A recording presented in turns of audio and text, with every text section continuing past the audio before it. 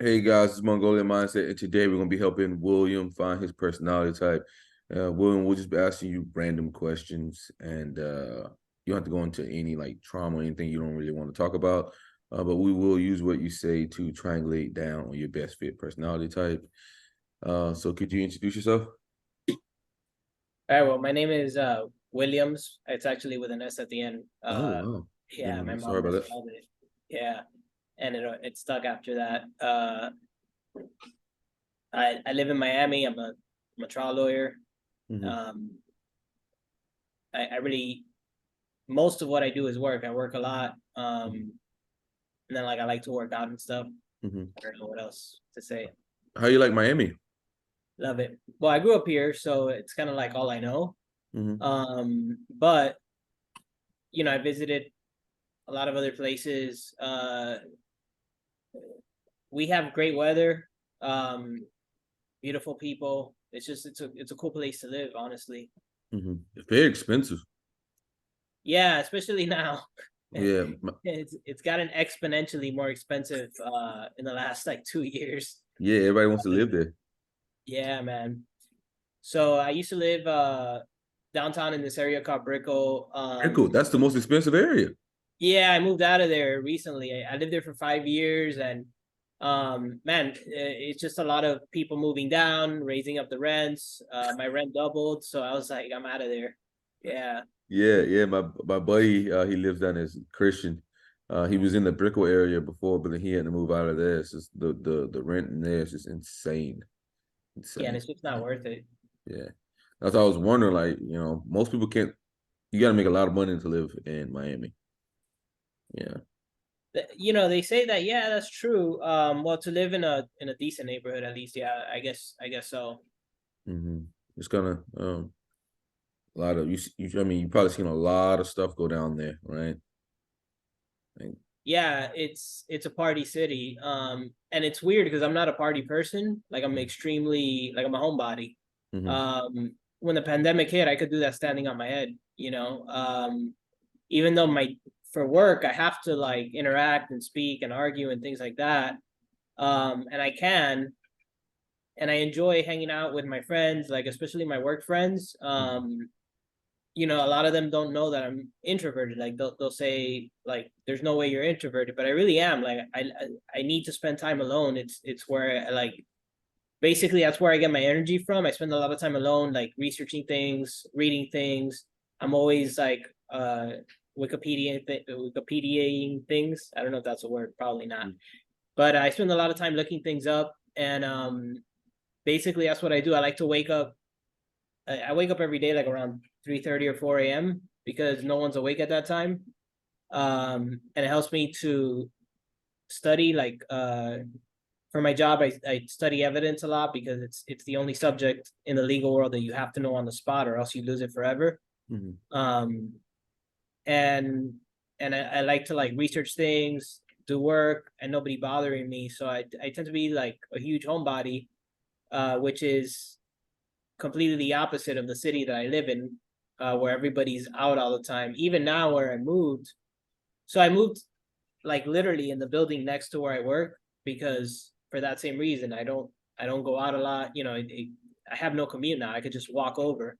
Mm-hmm. Um, but it's actually like it's a little like it's like kind of like a plaza with like it has like nightclubs and stuff. It has the Miami Improv here, so it gets loud and stuff, and there's always stuff going on.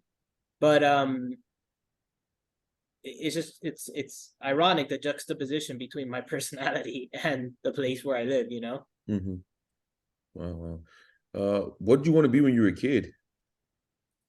When I was it's crazy because when I was very little, I never, for some reason, I thought I was going to be a mechanic. I don't even know why. I didn't know any mechanics. I just thought that that's what I was going to be when I grew up. And then when I got a little older, I got into sports, but I was never really good at them. Um, I loved analyzing stats and like especially like for baseball. To this day, I still do. I wanted to be a baseball player when I was a kid, but I figured out pretty early on because my parents are Cuban, so we kind of like that's like the default. Baseball. You Yeah. play baseball as a kid, yeah. But I was never really good at it. So I that's what I wanted to be, and then I kind of never really thought about it much. I just had my heart set on that, and yeah, because I didn't want to be a lawyer until I got older in life. I didn't even know what it was, honestly, when I was a kid. Oh, you're a lawyer. Like at what age do you think you started thinking about becoming an attorney? Well, I would say definitely closer to 18. So my oldest sister, she's also an attorney. Both of my siblings are also Damn. attorneys. But my oldest sister, she graduated law school when I was around 18. So that was around the time that I knew what it, like I kind of like became familiar with what it was. Obviously I knew I knew of it, but I didn't know what it pertained to, like what the requirements were. Okay. Or like what the day-to-day was. I Mhm. just thought they were just like moving around papers and stuff.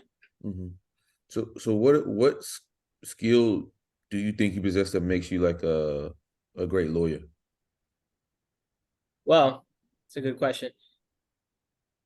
Honestly, I think I'm good at analyzing things. I go down rabbit holes. I go down deep rabbit holes. So if, for instance, if we have a case and it's going to trial, no one will know that case better than me. No one will do more research on that case.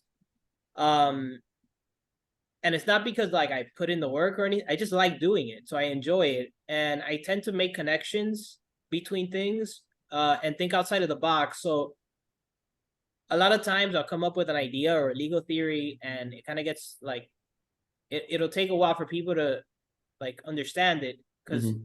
what I know you didn't ask this, but what my hindrance is, the thoughts are in here, and like it's like it makes sense to me, and I know I can make it make sense to people, but I have a tough time expressing what's in here, like, or like explaining it to people, because I feel like I spend so much time thinking about things and like coming up with ideas and theories that when I finally verbalize it, it's like there's a disconnect. Like I'm not bridging the gap between wherever they're at and wherever I'm at. I'm just kind of just going. And then I go off on tangents a lot, as you could see, and I tend to be like long-winded, which isn't good. So although the ideas are there, the communication of it is probably the my weakness. Yeah. Have you always been that way? Yeah, since I was a kid, I mean, I have two modes. I either don't talk at all because I tend to be shy, or if you get me to talk about something that interests me, or like theories, ideas, things that we can debate, talk about, analyze, then I kind of just go off on tangents like this. If I've thought about something enough and you ask me about it, I tend to like, want to talk about it. Discuss ideas. I love discussing like with my friends, just joking around and stuff, talking about like conspiracy theories and things like that, or like time travel or space travel, just like coming up with like ideas, like how could we get there? How do we stop hurricanes? That's a big thing, right? So, but coming up with ideas of things like how could they do it, and just just I guess things like that do pique my interest. Small talk, I'm not good at things or things of that nature. Yeah. I thought about that too when I was a kid. Like, how can we stop hurricanes? Because Yeah. one year we had like 4 or 5 hurricanes in a row. And I was like, there has to be some way we could stop hurricanes, or maybe use them. I thought about using them in like a warfare type thing, has a hurricane hit somebody and then come in Yeah. and like invade them afterwards. I was thinking about shit like that, weather control, stuff like that. It's weird. I was a weird kid. Yeah, they gain strength through warm water. So I figured, Mhm. why don't they just pump a bunch of tubes with like cold water under it? But I guess that would mess up the ecosystem down there, right? Like, Yeah, what probably so. life that Yeah, somebody needs for something. yeah. I mean, Florida's something else. We get hit so many times, like every Yeah. year. Yeah, I mean, okay. What do you see yourself in the next 5 to 10 years? Honestly,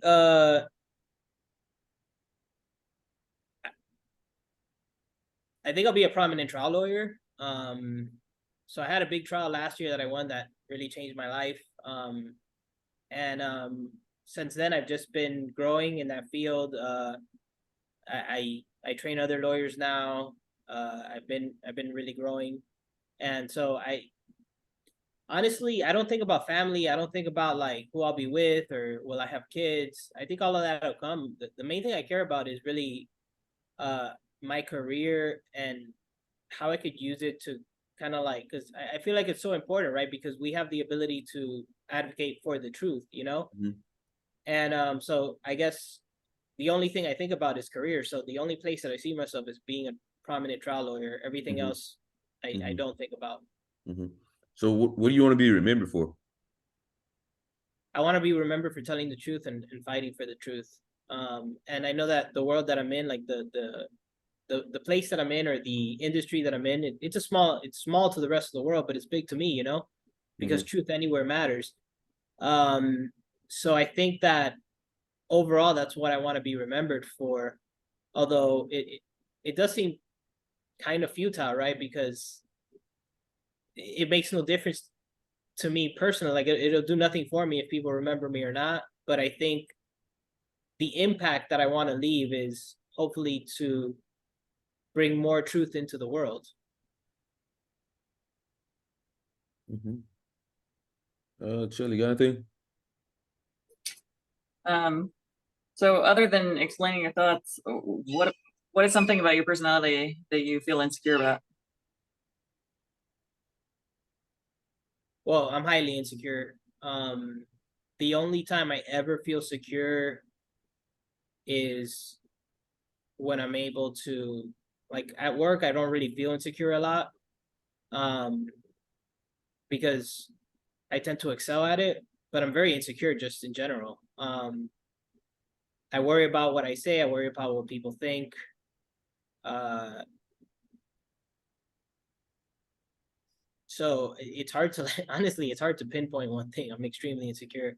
I guess I'm not insecure about like the way I look or anything. I don't care much for it. I don't Mhm. care much for. I mean, I do care, but I'm not like I don't care about fashion or like shoes or things like that. But yeah, I tend to be insecure a lot about even with my ideas and my thoughts. Sometimes I'm like thinking like I guess I get imposter syndrome sometimes. Especially when people don't understand what I'm trying to explain to them, Mhm. and sometimes I feel like either I, I'm either too dumb or too smart, like one or the other, because we're not connecting here. Like there's a disconnect. Mhm. Um, what is something you're trying to work on for 2023? Well, getting better at my craft. Mhm. Um, Basically, and I guess self-discipline, because although I'm very good at I work in short bursts, so it's like I'm not the type of person who's going to be good at responding to emails or doing mundane tasks, things like that. Like I I get inspired and then like I'm obsessed with something. I'll go down the rabbit hole if I have a case that's going to trial or that we have a dispositive motion on or something.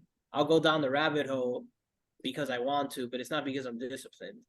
So I try to be more disciplined and put in the work and do the the mundane tasks, the responding to emails, working out when I don't feel like working out, things like that, eating right. Um, because I feel I lack that at times. Mhm. Okay. If you had three wishes, what would you wish for and why? And I can't ask for more wishes, right? You can't ask for more wishes. Well, uh, I think what I would ask for would probably be to be able to do what I do. Uh, Basically, to be able to just try cases and not have to do the mundane parts of my job. Uh, that would be one wish. I would wish that my family and my dog could live forever. Mhm. And honestly, I don't really want for much. I think that would be it. Mhm. Okay. Awesome. If you could be born in any time period, which time period would you want to be born in? Past, future, it doesn't matter. Honestly, right now, I wouldn't want to live in the past because I've become accustomed to the like convenience of our life now. I have the whole world on my phone. Like I don't have to go to a library to read about things. And I don't know what's in the future, so I can't say that I would go there because it could be a dystopian Hunger Games situation, and then I'm like, fuck, Sorry, can I curse? Yeah, you're good, brother. You're good. You do whatever you want. Damn, you maybe forget the next question. I had a good one coming up to you. You threw with that Hunger Games shit. My brain just lost whatever I had in my head, just thinking about that like Hunger Games scenario. Yeah. Oh God. What's your biggest fear in life? My biggest fear, honestly, my biggest fear is dying and then God telling me that I didn't do what I was supposed to do. Like I kind of like ruined my purpose in life. That's probably my biggest fear. That's the only thing that comes to mind, honestly. Obviously, I'm scared of other things. Like, if there was a mass shooter here, I'd be scared. But, like, but as far as like fear, like something that automatically pops into my mind, it would be that. Like, I feel like I've been, I feel like everyone's here for a purpose, but I feel like I'm very attuned into, or like at least I feel that I have a purpose here and I'm supposed to be completing it. Yeah. How do you do when like let's see, what does a typical weekend look like for you? Honestly, typical. Mm-hmm. I'm home all weekend, so I'll wake up around 3:30, 4 a.m. I drink my pre-workout. I'm on my computer. Sometimes I play my PlayStation. I'm not gonna lie. Mm-hmm. Or either that, or I'm doing some work stuff, looking into cases. I'll go work out, gym, come home, take a nap, and then the rest of the day I kind of just hang out, do work. I watch sports. I am into sports, although I'm a nerd, but I do like sports. Hang out with my dog. If I go out, it's because I'm going out on a date or something, like with a girl. When I have a girlfriend, I have to go out because they make you, like you have to. But usually I'm home. Yeah. Yeah. Yeah. Wow. Okay. If you could have any job in the world that wasn't an attorney, what would it be? Wow. Man, honestly, I think I would want to be a stand-up comedian. Stand-up comedian? Why stand-up Yeah. comedian? Because honestly, I know it doesn't seem like it because I'm kind of shy and I'm introverted, but I do like comedy a lot. And I like to laugh. With my work friends, they consider me like, I guess, the funny guy. I tend to I like to make people laugh. I like laughing. I do have a pretty dark sense of humor, but and it's pretty dry, so sometimes people don't know when I'm joking. Because I have a very dry sense of humor. Kind of like, I don't know if you've seen Nathan For You, but it's sort of like that. Or like Norm Macdonald, sort of, where you don't know where he's getting sometimes. So yeah, but I think I would want to be a stand-up, and I'm like obsessed with like how I listen to a lot of podcasts and stuff for comedians, and I'm kind of obsessed with like that whole lifestyle. Like they travel and they do stand-up, and then they on the weekends they travel, they do the road, and then they come home. I think that's pretty cool. I think if I wasn't a lawyer, I would want to do that. Okay. Comedian. It's tough being on the stage like that. Yeah. You have to get used to there. What are 3 things people would say about you? And 3 things you'd say about yourself? Well, who are the people? That's because those could be very different responses. Okay, maybe not people that you Yeah. picked, but people that your family or friends. So my friends would probably say, they would definitely say that I'm very committed to my job. They would say I'm funny. I tend to be the guy who jokes around a lot. And then the third thing that they would probably say is that I'm very like passionate about things. So I have 2 modes. There are things that I don't care for at all, and then things that I really care about, and then I get very passionate about. And I think my family would say something along the same lines. You know, if you ask my mom, she'll say that I'm a saint, but she doesn't count because, you know, she sees me with rose-colored glasses. But the rest of my family would probably say the same, that I'm very big into my work. I think, you know, it's hard to hide that. But I'm very easygoing as well, and I tend to be very, like, I guess, quiet. Okay. If you could bring anything from a TV show, movie, video game into reality, what would it be? Why? The time machine from Back to the Future too. I'm obsessed with time travel, so I would, you know, I wouldn't roll the dice and try to live some other time, but I would want to see it if I had the option of coming back. Yeah. So the DeLorean would be. Yeah, I mean, time travel would be kind of cool to see how things kind of played out in the past. But I'd be like, you know, when you start thinking about like people taking showers and shit, you're like, oh shit, these guys didn't take a shower for like weeks, months at a time, just dirty as fuck, stinky, nasty, you know.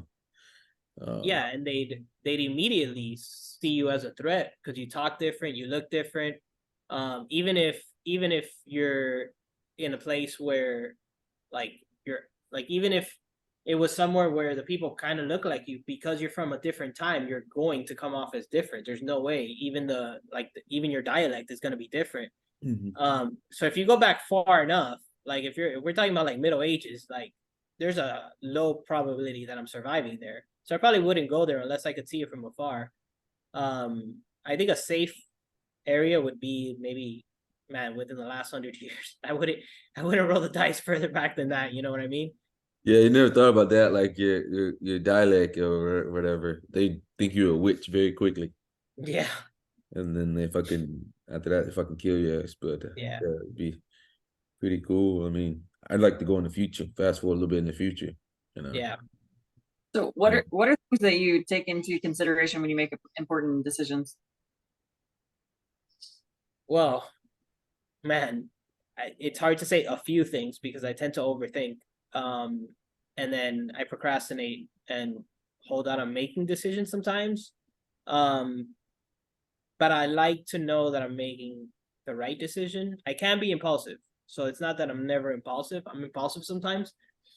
But for the most part, if I'm trying to make a very like big decision, I just try to like think about all the outcomes, you know, like what is the end goal? Where are we going with this? Like, what is this going to cost me? So like if I'm getting a car, right? Like I try to look at it like what, you know, look at the price for it. What is it that it's going to bring into my life? What is, you know, what are the downsides of having it? I guess everybody does that, like pros and cons. But I look at it like, I guess like that, like whatever I'm going to do, or if I'm trying to look for a new job, I'm looking at, you know, obviously there's things that I can't factor in because they're out of my ability to foresee, you know, like some things are going to be unpredictable. But I try to think about as many of the factors that could come up as possible, and then kind of like sync or like harmonize that together, and then come up with like what my best decision is. I was like, and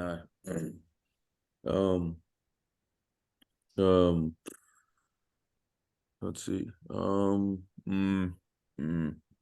Thinking here. What is something that stresses you out? Man, honestly, mundane tasks. Like I've never been good at them. I think I have 4,000 something unread emails right now. So I some emails weren't meant to be read, and I think that's beautiful. I think it's very poetic. You know, I, you know, there's so in any job, there's things that we have to do. Like for lawyers, we have to bill our time, and it's just inefficient, right? So there's a way of like, you know, you have to put in the entry, and then you have to like do math in your head of if it was half an hour, that's a 0.5. So you have to like do that, and then if the system's running slow, you have to wait for it. So I'm really not good at things with that. I tend to like put in. Most people try to put in their time as they're doing it. I'll just like have it in my head and then try to do it later, or whatever whatever's most efficient. But it stresses me out knowing that I have to do things like that. Or sometimes, believe it or not, although my job is basically arguing with people all day, it does stress me out too. Like in my personal life, I don't like confrontation. I don't like conflict for the most part. Sometimes people feel different because I tend to debate things, but in my head, I'm not like being confrontational. They're like, people will take it personal, but I don't know that they're, like, I guess my emotional intelligence isn't high enough for that to understand, but I kind of like somebody will say something and I'll be like, well, actually, and then I kind of like talk about it. And sometimes I notice, but conflict stresses me out sometimes. And then if I have like a big hearing or something, and honestly, sometimes I feel like I get overlooked sometimes, things like that. I get insecure about stuff like that, like, or that people don't understand me. Like if I'm like pushing an idea and nobody's getting it, and I'm like, guys, like, trust me, this will work. Like, please trust me. And then kind of like, because sometimes they do trust me, but then sometimes it's like, they're like, well, I don't know. Like, they're kind of like, the bridge isn't connecting, It's the whole bridge analogy, and the bridge isn't connecting. That stresses me out too, because I'm like, I don't know what's going on. Like, is one of us all, like, I don't know, it, is like, we're not connecting there. You often find that you have like trouble with people like reading people's emotions and things like that? Yeah. So here's the thing. So I used to study like body language and everything, and to try to read people, right? And I realized I can't do that. I have no ability to read people, like, because they say like, oh, if somebody's doing this and it means that or whatever. And then I notice I'm also not attentive enough to like keep track of all of it. So, part of my job is I have to question people. I do depositions, I depose people, and then I cross-examine them later on. And what I've learned is more effective for me is people are basically patterns. After doing close to 1,000 depositions, I've learned that I get a lot more done just by asking questions. And then what I do is I call it building the box. So I ask like foundational questions. And then if they're telling the truth, fine. And they just seem like innocuous questions. And then I'll just keep asking and asking and asking. And eventually, I guess my memory is pretty good for that, where I'll remember if they're like off on something, like if something's not adding up, and then I'll follow that trail if it happens. So, they build the box, right, with their answers. And if ever as long as they're inside of that box with the rest of their answers, they're fine. The moment that they step out of that box, I'm going to follow them out there and see like, hey, because, is it possible that they could still be consistent? Yes, but it's less probable now, right? So we're going to keep asking questions and following up on it. So I figured I learned that to be more effective than reading people. I follow their line of thinking more than their emotions. I don't think well with emotions. That's always been a hindrance for me in relationships and things like that. But on the other hand, sometimes I get overly emotional where I have outbursts of like, like, just like I get upset. I don't get violent or anything, but I get upset like sometimes, and I'm just like overly emotional. And then I feel like people don't care about me or something. Damn, So, awesome. If you could change one thing about the world, like even if it involved going back in the past to change it, what would it be?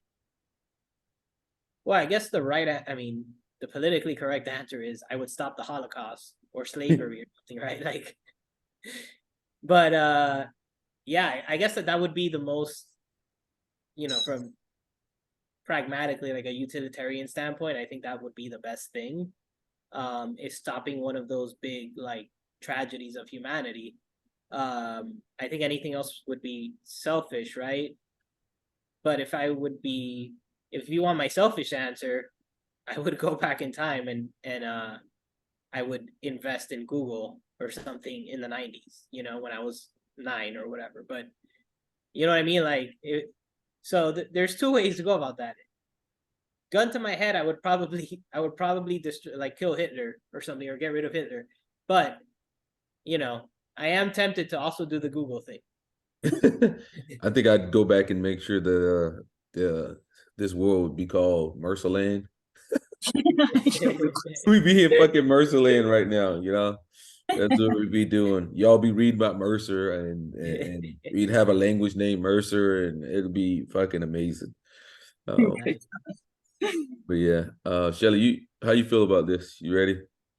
I still want to ask a question. What's the biggest problem with humanity? Sin. And I know that's a very broad term, but I think that if we were to choose one thing that's the biggest problem with humanity, there isn't a one thing, right? So, somebody has to teach us to read, somebody has to teach us to ride a bike. Nobody has to teach us to lie. Nobody has to teach us to be selfish. That just comes inherently within us. So I think that at our core, we are a problem, right? Like, doesn't mean we should obviously not be here. We have a purpose. Doesn't mean we can't be redeemed, but I think it's hard to pick one thing, right? So I think the biggest problem with humanity is that we're human. Awesome answer. If you went to jail, what would it be for? Honestly, I don't know. I think it would probably be something that I didn't even know was illegal. And I did it not knowing it was illegal. Okay. What makes you trust someone? I'm sorry, what? I said, what makes you trust someone? Oh, honestly, as long as you're telling the truth, I trust them. I'm not a human lie detector or anything like that, but I do pick up on inconsistencies, and the moment, and I could be wrong, of course, because we're just playing probabilities at that point, right? But the moment when someone is inconsistent in the things that they're telling me and they're things that I care about, I tend to trust them less, right? Because, the probability that they'll, I guess at our core, we have the survival instinct of self-preservation, right? So, if I see somebody is inconsistent in what they're telling me, well, they might be inconsistent when they need to tell me something important. If, for instance, if I see a girl and I know that she's cheating on her boyfriend, I know that she might cheat on me if I ever dated her. So basically, if someone is, I guess, consistent with what they're telling me, for the most part, I trust people. I don't think I'm trusting of people, but I also don't trust people automatically. Do you ever feel suspicious about other people's intentions? All the time. And I guess that kind of contradicts what I previously said, but the way I harmonize it is, so people tend to be inconsistent a lot. So a lot of times I tend to be suspicious of, what their intentions are. And then I'll give them the benefit of the doubt again, but then I get suspicious again if like, I kind of see like they're BSing me a little bit. So yeah, I guess I a good amount of the time I can be suspicious of people. Okay. So any other thing? Yeah, just read my list.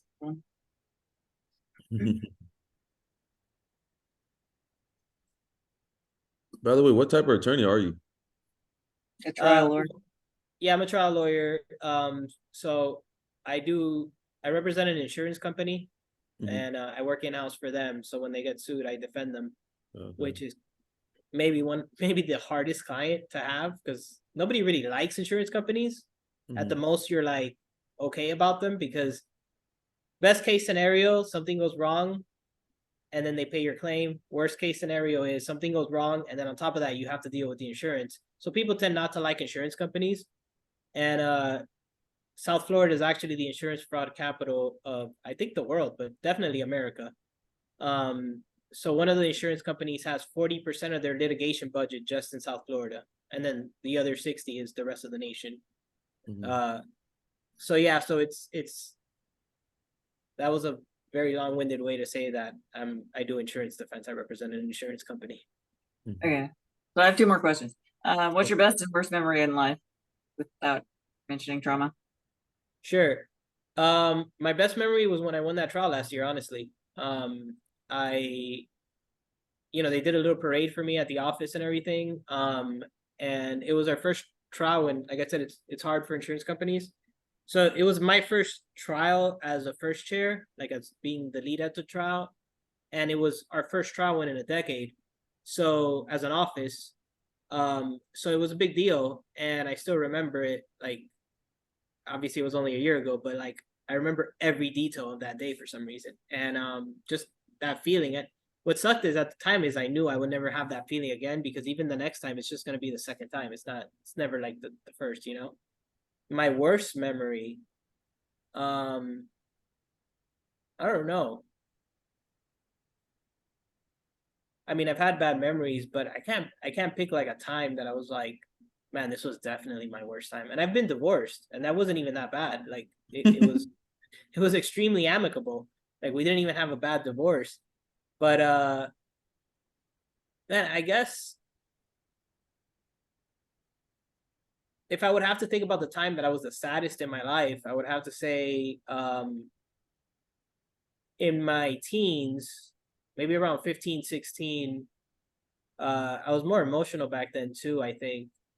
Or at least I was more like, I guess I got affected more if like a girl broke up with me or something. So I was very like depressed all the time. But yeah, but then I guess that would be the time, but it's not like a specific date or like a specific thing that happened that made me sad. I just remember being sad around that time. Okay. So, and next question is basically around the same thing. How do you feel about the past? I get nostalgic a lot, honestly. Like sometimes I'll just YouTube like things from the 90s or whatever. I do get nostalgic. But I kind of wouldn't go back, and I wouldn't live in any other time in my life than I'm living now. But I do respect the past, and I think the past has been one of my best teachers, right? Like you learn a lot from the past, and kind of I think the only thing that I think about sometimes is, man, it would be cool to go back in the past, like when I was in school, and like handle this situation differently that I knew that I mishandled at the time, and kind of like go back and redo it. But then I'm like, well, but then I may have been somewhere else, so I'm kind of like fine with where I am. But I feel like the past has its purpose, and I like thinking about it. I'm very nostalgic. But I guess I don't dwell on the past. Like I don't want to go back. Okay, so like overall, your memories in life, do you think you have more negative or positive memories? Like just the way you remember the past. Do you think the negative things stick with you more, or the positive? Man, it's hard to say because what's easier to remember, I guess. Well, I would think that I don't know, because I don't see it in that dichotomy, I guess. Like I do like I do admit that there are parts that I can definitely classify as bad, right? There are parts that I could definitely classify as good, but then those times kind of have like intermingling good and bad in them, right? So like, so my father passed away when in like 2001. That was bad, obviously. Like that was really bad. I was 15, but around that time there was also like a lot of things that were good. Like my family came closer together at that time. I learned a lot about myself. I grew up a lot, which was good. So it's hard to say like I remember the bad more than the good. Although, gun to my head, if I had to say one or the other, I'd probably remember the bad more. Okay. All right. I'm good. Interrogating you. Shelly, you want to go for this one? Yeah, maybe. Yeah, maybe. Or maybe not. Mercer, you do it. Oh God, okay. What I noticed very early on, man, is like you had no problem being abstract. Like you have no problem thinking about like what if situations or like anything like that. Like you could do that pretty damn easy. It seems that you can do it pretty damn easy. So that automatically would make you an abstract person. Like you were saying, like one thing you said was people are patterns. Okay, that'd be abstract. Then your reasoning with how to find like people inconsistencies and how you run through that. That was a pretty abstract, systematic TE thing. It's kind of more indicative of like a strong NI user and how they craft the system of NI in their head for moving like things like that. Like, you input things into NI and it kind of like builds a system over time. Mm-hmm. So that's what you do with examining people to see if they're lying or whatnot. You'll see that with a lot of like, I'll say it, INTJs. You'll see that they usually go talk about shit like that. You say I love analyzing like problems and things like that, and you love research. That's going to be TFI, outside sources. You're big on your career and your achievements. Your trial lead, you won the trial lead last year, and that's one of your big achievements, accomplishments. Yet again, you don't really care about much besides your achievements and accomplishments, to be honest with you. So that's going to be TEFI.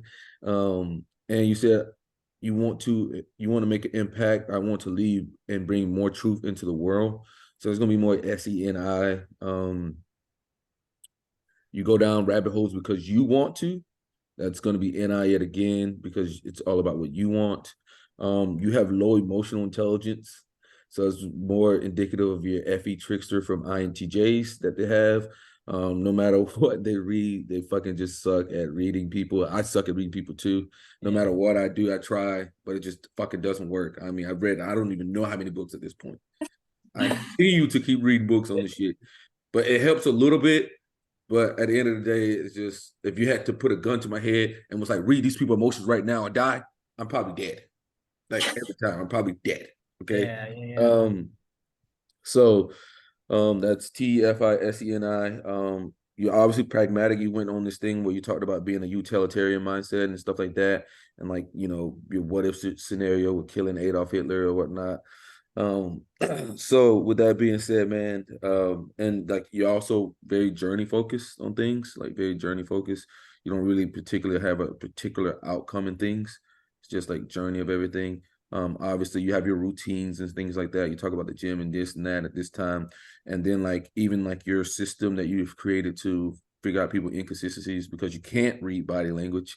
You can't do that. So you had to go around that with your own system. So that's what make you systematic. And with that being said, we have you as an INTJ. Interested to see what did you type yourself as? Well, I've taken the test several times. I've always gotten the same thing. I've always gotten INTP. INTP. INTJs always get INTP. They always do. There's a noticeable difference between INTPs and INTJs. You'll see more synergisms from INTPs. Everything has to be logically consistent to the T. Like sometimes when I think about the functions and I think about the hero function, it's kind of like a god. Okay, it's like the god, and no matter what, you serve that. Like for me, it's a productivity. Like I'm always going to serve that thing. Like no matter what it is, I'm always going to serve productivity. For INTJs, they're always going to serve their desires, what they want, what's going for the future for them. They're always going to serve that no matter what. INTPs are always going to serve the logical consistencies. Like no matter what it is, they're going to serve that shit. So you'll notice the difference, and they always talk about what other people want. Like, because that's more of an any approach to things. They'll be like, oh, what do you want? Like, what do you want? What do you want? What do you want? And they don't really care about like achievements as much. They're not big on achievements or anything like that. Achievements are great and everything, but they're not really, they pursue achievements for freedom purposes. Like they have to get achievements so that they can get their ultimate freedom, because they're also pragmatic. But we as NTJs are just achievement whores. Like I'm just gonna be honest, we're just achievement whores. Like we love achievements. I love achievements. I love being, I love rankings. That's one of the best parts of life. But like there's a noticeable difference in that, and like they don't really care about so much making an impact. Yeah, well, I think one of the things I noticed when you were talking about the best memory was that you said that you knew in your mind that it was never going to be that good again. Like, I heavily relate to that because like I'm always like ruining my own. Or when you reflected in that memory, the first thing you said was what other people were doing. You didn't talk about what you were doing. You were talking about what other people were doing. So that's going to be SE. Okay. Yeah. When you recanted the memory, the first thing you did, I forget exactly what you said, but you were talking about the party and everything that they threw for you and stuff like that. So that's what other people are doing, not what you were doing. So it's going to be SE again. So yeah, INTJ makes the most sense, man. You know, the thing that kind of threw me off, because I would have never thought, I thought maybe ISTP, maybe even INFP, but I never thought INTJ, because so J types tend to be, aren't they like very organized and like very like sometimes like the JP thing is kind of bad. My desk says otherwise, but okay. You know, it's that. Yeah, they have like a million tabs open at all I'm times. dating an INTP, and he's actually like, all of his stuff is very, very organized. So, and to mine, I mean, I try to keep it organized and have a system to find things. But overall, I think he's like nature or nurture, where, you know, his parents forced him into being organized, where I grew up with, my mother was like a hoarder, so like there was no organization. So I think that impacts us to a degree. I mean, obviously you're not going to be a hoarder, but yeah. Yeah. Not as organized as the stereotype says. Yeah. I just fucking hate details. Like, I just hate the like minute things of like fucking details all the time. Like, I fucking hate that shit. I feel like it just like wastes energy. So it's like, it annoys the shit out of me. Like, you know, you got to clean and do all this shit. It's like small details. Why can't I just pay somebody to do this? I mean, I kind of like, I like making things work more efficiently. Like, so, but like to go through papers and things like that, I guess that's hard. Yeah, like I always have a million tabs open. Usually my desk is always cluttered. I'm not messy, like I'm not a messy person, but I tend to like be scatterbrained, definitely. So yeah. What about Enneagram? Do you guys know my Enneagram? That one, Shelley, what are you thinking? I'd say 3, if I had to guess 3. 3, the achiever. The achiever, yeah. It's probably either 3 or 6. One of those two. But I mean, it's one of those two, 3 or 6. A lot of INTJs either fall on 6 most of the time, or you'll get like the performer INTJs that drop on 4, but they're nuts. They're fucking nuts. So, like, Jesus. INTJ 4 is crazy. Huh? 93 tabs open on my phone. You have 3 tabs open on your phone? I said I have 93 tabs open on my phone. 93. 93? Wow. I'm going to go back and laugh. I think it's chaos. I think it's because y'all like chaos more like than anything. Like, I can't deal with like so many things I want to learn about, and like or notifications, and so I just leave it open and never get like back notifications and shit like that. They annoy the shit. I mean, I just have to like use them. Like emails, they've got to the point where I just don't give a fuck because emails are just ridiculous. Emails. Huh? I said I have 37,000 emails. Dude, I can't stand emails. But that's like the one thing that my brain just glosses over because there's so many. But notifications annoy me. Like, I just have to click on them. I don't silence the notifications. I don't have that. It's just chaos. I don't like the chaos. Only my business email sends me notifications. Like, I just hate like notifications. I just have to click on and check or whatever. I just cannot. Yeah, I'm the same way. I think my Safari browser probably has around the same. Like, when I get to the end, they don't let me open more tabs. Then I'll just delete the whole thing. Yeah, but like, I'm never gonna look at this stuff and like erase and restart. Yeah, because I think I need it like at the time, so I'll keep it around, and then sometimes I'll look up through the things and I'm like, oh, but I may want to look at this later, and I never really do, but I keep it open for some reason, you know. The what if situation, the abstract. But yeah, INTJ, man. Congratulations. Right. Well, anything you want to ask us? Anything? Well, what is the Enneagram 3? Because I don't know much about Enneagram. So Enneagram 3, it's more of the achiever. Everything's about achieving things. Like, if they're going to, everything's about vanity as well. Like, they're very into vanity, their appearance, the looks, things like that. They keep themselves very polished people. They're all about achievements. Like they want to achieve things. They want to get things done. They want to be effective.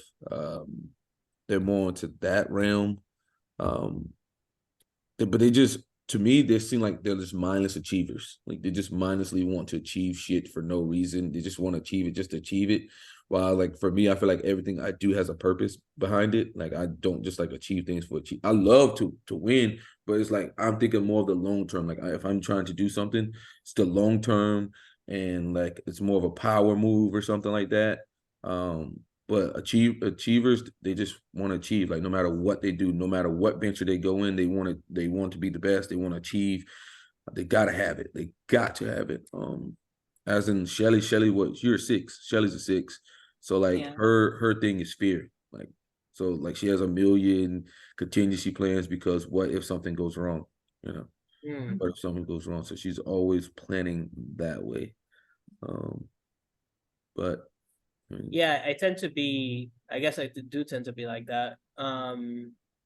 Because although there are contests I don't care for, like I either care completely or I don't care at all. So like we have other like things at work that are like just random contests about things that don't really matter.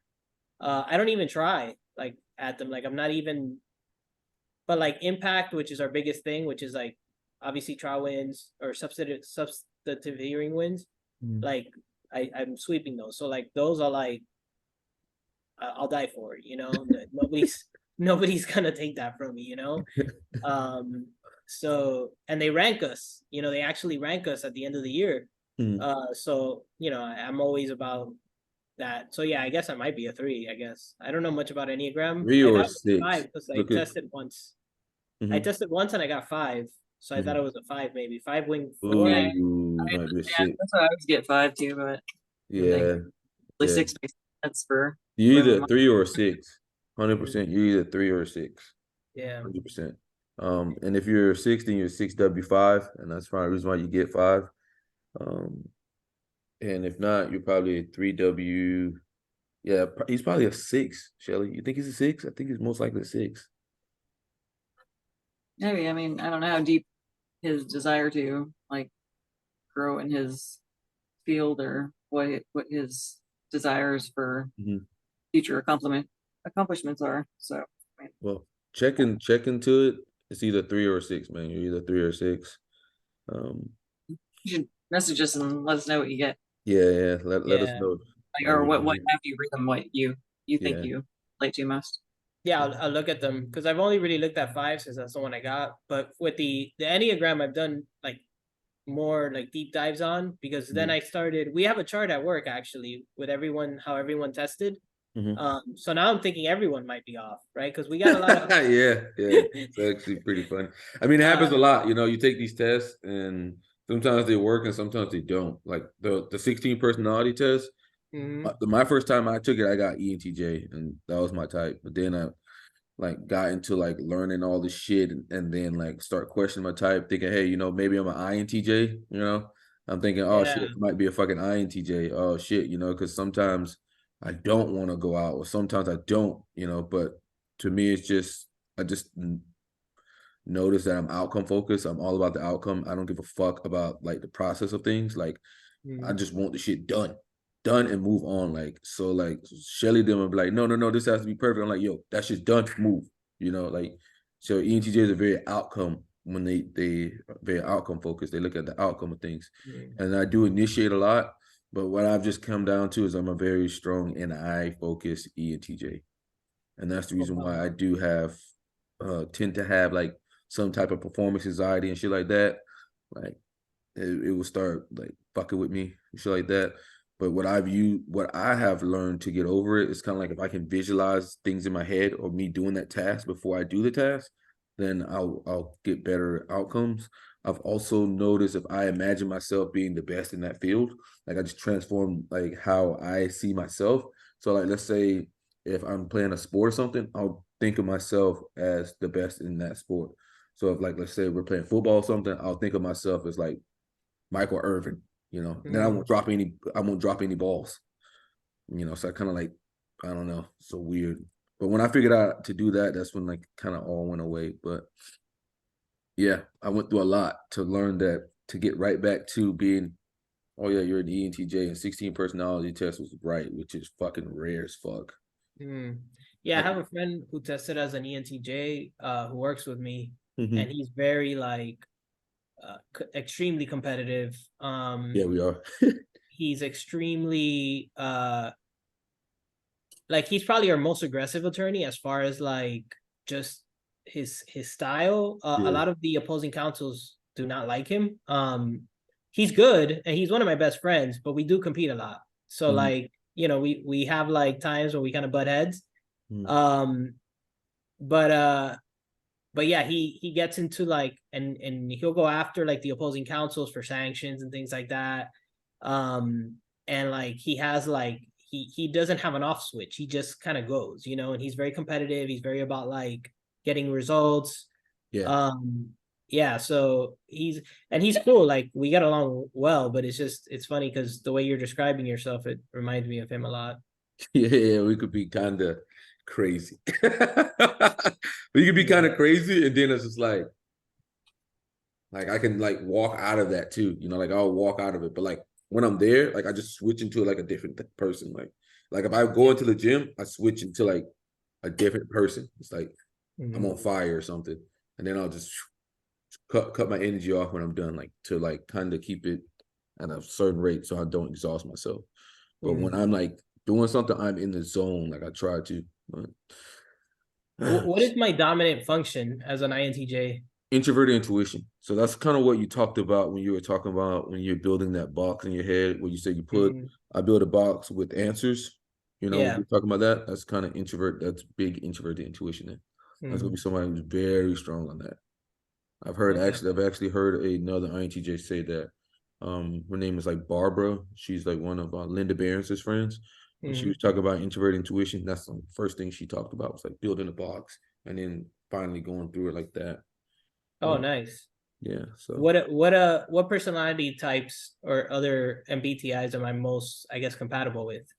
I think just in general, we are compatible with NTs just because we think the same, or like we think with reason a lot. That's Much easier. huh? So much easier to get along when you can actually rationally talk and discuss things without emotions getting in the way. Mm-hmm. Yeah. So like we generally tend to like being around other NTs because they also talk about abstract things, and then we're not talking about like boring ass, meaningless, small detail shit. You know, we don't really give a fuck about that shit. Yeah. We're thinking about, okay, what's the best move for the future here? They more likely talking about some breakup or something like that, and I'm like, yo, that's meaningless. That's exhausting. Yeah. Stupid. Yeah, and I guess I do value intelligence a lot too. Like I prefer to have people around me who are, I guess, smart, you know, that can hold a conversation. Even with like girls or whatever, like I will get bored of them if they just don't, like if they're worried about like gossip stuff and like what celebrity's doing what too much, and like they can't talk about like the secrets of the universe or whatever, you know, I just kind of like check out. I don't know, I can't, you know, there's a disconnect there. Yeah, for me, I didn't even know not many celebrities did I know until I started doing like celebrity types. I swear to God, like, because I would just never want to commit these motherfuckers to my memory. Like, why would I commit these worthless? Like, I feel like people just like put so much shit in their head that doesn't need to be there. So I was like, why would I remember somebody's name? They're not important to me. They're not important to what I want to do. They're not important to my vision or anything like that. Like, why would I like?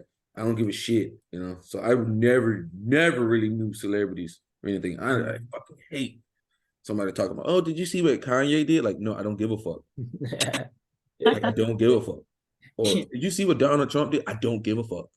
Like, yo, people be talking about shit like that's out of their control, and I'm like, yo, that's why your life sucks. That's why you're behind in life. It's because you're just wasting time. I get fired up. Yeah. Well, it's true. It's all really futile, right? Like at the end of the day, I mean, I feel like there's things that because there are topics of conversation that are beneficial, right? And it expands your mind, and you can learn and you keep your brain agile, right? So, and then there's conversations that go the other way. So, Yeah, I think they both have their purpose though, right? Because sometimes you just don't want to think. Because I get tired a lot. I get tired like I always that's the feel tired, inferior. like if I'm just like thinking or like working or whatever, like I end up getting like physically Another tired. thing I've noticed is that I can really tire out INTJs pretty quick. Yeah. My SC child can get all fired up with debates and stuff that I could burn their SC inferior out very quick. And they'll be like, yo, you know what, Mercer? Not today, not today. And I'm like, shit. Yeah, because so like SE is extroverted sensing, and that's my inferior, right? Yeah, and that's why you said that you're very insecure all around. That's Yeah. basically, it causes us to be very insecure. Yeah. I mean, it's awesome talking to you, man. You can see we get fired up talking to another NT. Yeah, definitely. Yeah. This was fun, man. I'm a huge fan. I watched like a lot of the videos. Yeah, I mean, you're INTJ, man. It makes sense. Shelly's INTJ, Thomas INTJ. We love INTJs. I love all types really, but we rarely ever see like a SJ on here. I don't know what it is. Shelly, how many SJs have we typed? Not very many. Your friend? Yeah. It had to be like my friends or something. Some random, like my friends. Oh yeah, no, maybe four that I remember. The guy that's in the group that always is posting about whether he could be something else or. Oh God, that guy. Can't remember his name. The ISTJ. I think he was an interesting one. The ISTJ. We don't really get that many SJs in general. I don't think we ever got an SFJ. I mean, I think most of the sensing types are out in the world, like living, so. Yeah, well, a lot of my coworkers are STJs, ISTJs. At least from the test. I don't know if like for real, but sorry, go ahead. Sorry, do you get along with them? Well, yeah, I mean, I tend to get along with everyone. So I do. We just work different. They're more focused on like closing out files and stuff like that and just like getting rid of it. I'm more focused on winning them. And like getting to the truth of it. Like so for instance, with them it's just like, oh, this like one thing is wrong off on the case, like settle it, get it out of the way. I'm more like I want to look into it, like is the truth on our side, and if it is, it's my job to win that case, and I want to win it. So I guess that's the difference between us. Well, they care about small details. Like, they're really good on details. I'm like, fuck, dude. They'll kill me because I'm terrible with details. Like, yeah, me too. But like anything I study, I'll be okay. Like I went to trial with my buddy. He was in this like incident, and fucking I had to memorize that. I memorized that 4,000 page shit from front to back, and went in there and destroyed some lawyers. It was pretty crazy. What is it that you had to memorize? Huh? What is it that you had to... because you have to memorize your story. Oh, yeah. Because lawyers kind of go from what you said, and if you say anything that's inconsistent with what you said, they got you, And then you don't want that, and they'll open it up on you. They deposed you before the trial? Yeah, they did that before. So they get your statements and stuff like that, and you got to make sure your statements line up to the T. No extra information, no none of that, and you got to know that they're gonna try to get you to give extra information or like. So you just gotta have a game plan. You really have to have a game plan when you're dealing with them, and don't let them, push you around. Yeah, like for instance, we had there's this thing called an EUO, which is something that the insurance company asks you to come in for as an interview. This lady didn't show up, and her excuse was that she had the flu or whatever. Turns out that she was getting, according to the medical bill, she was getting physical therapy that day, so she was fine to go get physical therapy, which isn't the same as getting treated for the flu, by the way. If you have the flu, you don't want to go get physical therapy, right? So in deposition, I wasn't even going to bring up the fact that the bills say that. I was just going to ask her, what did she do that day since she had the flu?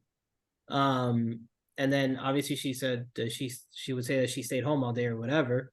And then at trial, when I'm cross-examining her, I'm going to say, well, actually, you didn't, because here are your medical bills. You were getting physical therapy that day. So yeah, that's, you gotta have your game plan. Yeah, you gotta have your gameplay, man. They're ready, man. They're ready. And the number one thing I've noticed is that most of them are TE users. So basically, always look good, always look presentable, always talk clear, concise, and you'll do very well. Always look presentable is number one. Always talk clear and concise, and you'll do just fine. Yeah, the biggest Something like part an of, idiot. yeah, the most important, they say that, well, this is what they say. I believe it though. The most important part of a trial is jury selection, because that's your time to talk to the jury, get to know them, get to know who should be on your jury, who shouldn't. And obviously get them to like you, because if people like you, they're they're more inclined to think that you're telling them the truth. Mhm. In my situation, I can honestly say this, I do say the truth. I know lawyers get a bad rep for, being liars, Mhm. but at least for me, I can't speak for all of us, but for me, I do, like, I have no interest in taking a case that if the truth isn't on our side, I don't want it. Mhm. But they don't know that, so I want them to like me, because Mhm. I want them to believe me. Mhm. Yeah, I mean, being a lawyer is tough, man. Like, especially if you're a criminal attorney or something like that, then that is, oof, oof, Yeah, usually you never know what's going on there. You just got a yeah, job. yeah. I have a few friends who came over from criminal, that they used to either be in the state attorney's office or public defenders. Yeah, it's a different world, completely different world. Yeah. Yeah. I actually thought about being an attorney once upon a time. I was telling Mercer that I don't think I could like stand behind people that were convicted of bad things, because a lot of times you have to start out in like the public defender's office, and I just couldn't like morally. Yeah, I And have somebody who's been accused of doing something heinous. So I was like, I have a tough wasn't. time with that too. I also, I don't feel comfortable prosecuting people either. So I kind of, I feel civil is more my, my lane. Because with civil, it's just about money. It's not really about putting people in jail or keeping people out. Because you might be keeping the wrong person out and putting the wrong person in. So I feel like with civil, it's a little more, well, no pun intended, civil. Yeah. Yeah, you're a pretty funny guy, man. I ain't gonna lie, you guys I nice told you, voice, I man. might have a backup career in comedy maybe one day. I don't know. There are a lot of INTJ stand-up comedians, so I mean, For real? yeah, there are a lot of them. They end up going into the SE inferior. They'll tend to push into those realms. I figured a lot of them would be like ENTP because, Oh yeah, like, they are usually, yeah, yeah, those guys, because they can just think about fucking anything. It's like that brainstorming, endless brainstorming, and then they yeah, use their own experiences that they've been through, and they bend that and make it into this, and it's hilarious. Like most of those guys, yeah. pretty funny guys, like Dave Chappelle, ENTP motherfucker. And They're that's the pretty goal. funny guys. Yeah, I think that Chappelle's the best of all time, honestly. Yeah, yeah. I wonder what Richard Pryor is. Probably ENTP as well. I don't know. I have to Yeah, look into him. But man, it's been a pleasure, man. I gotta go thank watch you. this football game. Yeah, You guys have a good thank day, you man. guys. All right, Take man. care. Thank you so much. No Appreciate problem, it. brother.